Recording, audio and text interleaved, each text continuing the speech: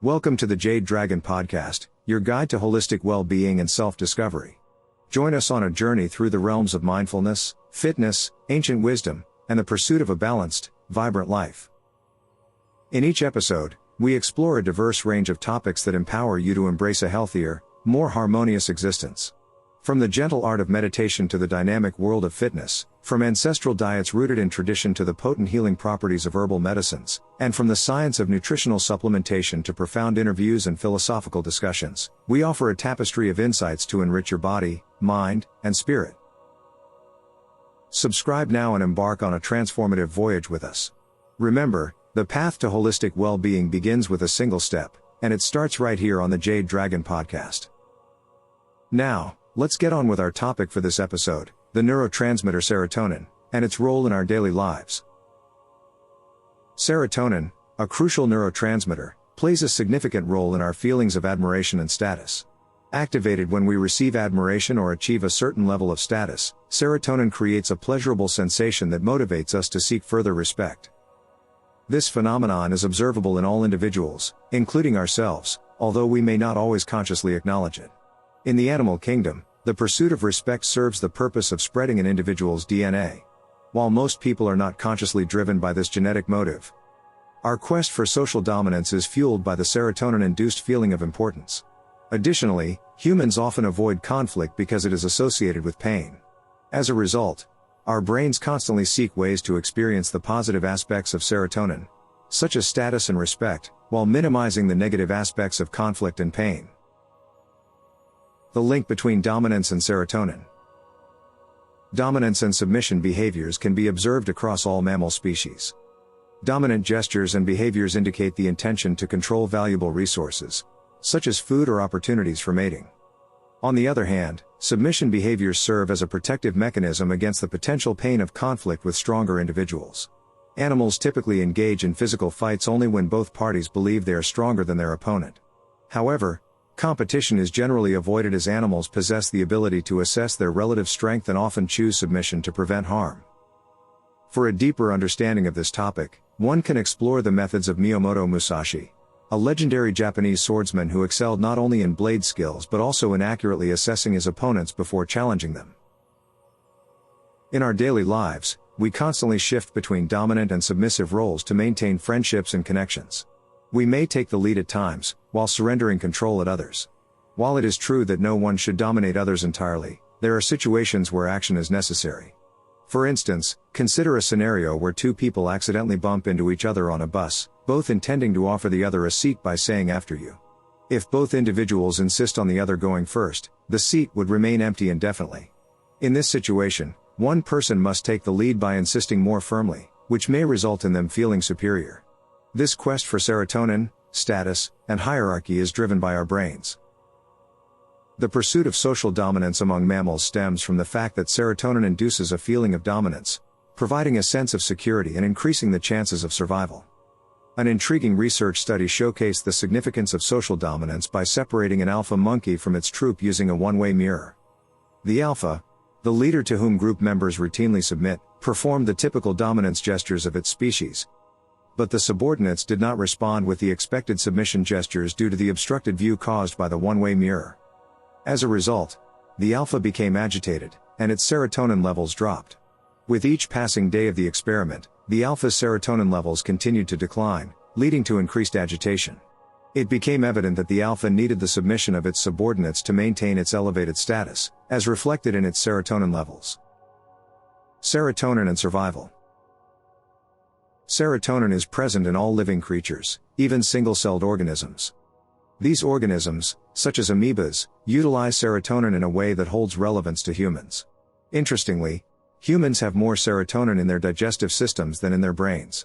Amoebas, which lack separate digestive and nervous systems, employ serotonin in a unique pathway that sheds light on important aspects of human behavior. Serotonin signals the amoeba's body to move towards food and prepare for digestion. The process is straightforward. As an amoeba continually forages for sustenance, it must assess the environment for potential dangers by allowing tiny amounts of water to pass through its cell membrane. If the water from the environment contains a high concentration of foreign and unrecognized material, the amoeba interprets it as a threat and reacts by swiftly moving away. However, if the water contains a low level of foreign material, indicating familiar territory, the amoeba perceives safety and a favorable feeding opportunity. It feels secure and releases serotonin, which straightens its tail and prompts it to move forward while activating its digestive system. Serotonin provides the sensation that it is safe to proceed and fulfill its needs. In humans, serotonin also influences spinal posture, hence the association with tail straightening. Serotonin plays a significant role in resource management. Consider a litter of puppies with more offspring than available teats on their mother. Each puppy must compete for nourishment from the moment they are born, necessitating complex decisions.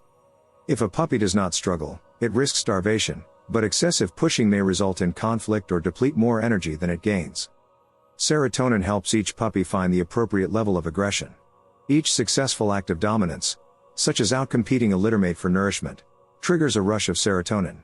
This motivates the puppy to seek more opportunities to assert dominance, while the additional nourishment obtained aids in survival. However, success is not guaranteed, and there are times when serotonin levels decline, prompting the puppy to submit and conserve energy. Serotonin levels play a crucial role in promoting survival by balancing energy expenditure with food intake, regardless of whether they are elevated or decreased. When a puppy possesses additional energy, it strives to dominate access to food and nourishment by keeping others away. If successful, it seeks a better food supply, such as a nipple closer to the mother's heart, which provides more nutrition and warmth than hind nipples. In this process, mother dogs do not intervene. Instead, the siblings sort out their own dynamics a few days after birth. Each puppy learns from the experiences of pleasure and pain, and their brains develop expectations that guide them on when to assert their needs and when to hold back to avoid conflict and pain. As they grow, the puppies will eventually forage for their own food and compete for mating opportunities. When do you feel serotonin? Serotonin is closely linked to the feeling of importance. Our brains have evolved to seek social dominance because those with such tendencies were more successful in passing on their genes. However, our brain's motivations are not unidimensional. We also strive to avoid conflict because aggression can hinder survival. Consequently, our brains constantly estimate social data, and when we find safe ways to assert ourselves, our brain rewards us with serotonin. Unlike other mammals, our complex human brain can activate serotonin through thought alone, without necessitating frequent one-on-one confrontations. We associate this state of self-assuredness with terms like pride, confidence, or self-respect. This process feels good, highlighting the importance of mindful self-talk. Being aware of our natural desire for serotonin is a valuable skill. It's all relative. Past experiences with serotonin contribute to the formation of neural circuits that shape our present expectations. If we expect to be the ultimate authority in every aspect of our lives, we may find ourselves feeling disrespected most of the time. Even if our objective circumstances are favorable, the constant expectation of unwavering admiration from others leads to disappointment. On the other hand, someone who sets more realistic expectations may feel content with the respect they receive in a more ordinary world, thus enjoying the calm and secure sensation associated with serotonin. It is important to note that social dominance is not synonymous with socioeconomic status. For instance, a person who ranks number 1 on the world's wealthiest people list may feel their survival is threatened if they fall to the second position.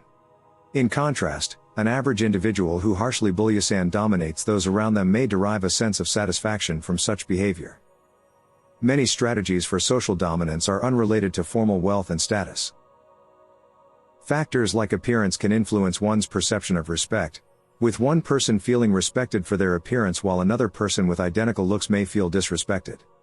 Our neurochemical responses depend on the pre-wired circuits of expectation that we have developed. Antidepressants, such as Prozac, are commonly prescribed to increase serotonin levels in the brain. However, it is important to note that when antidepressants were initially introduced to the public, medical science did not fully understand the complexities of serotonin. There was a misconception that ingesting a specific correct level of serotonin could make a person happy, regardless of their thoughts and actions. However, we are only beginning to grasp the intricate relationship between serotonin and what we perceive as happiness. Insights from animal research provide valuable understanding of the ups and downs of our neurochemical balance, although they also pose unsettling questions. The dominance-seeking desires observed in all mammals are not a solution for happiness, but they do shed light on the power of self-respect.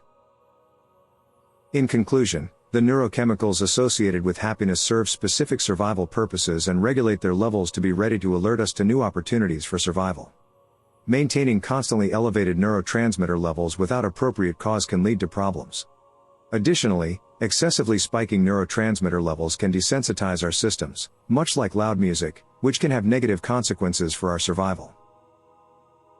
For more information on how practices like Qigong and meditation influence serotonin, please head over to www.jadedragon.org. If you found this informative, we kindly request you to like, comment, subscribe, and share it with your friends and family. Spreading the word will help us reach more people, offering them the potential for improved health, strength, and peace of mind.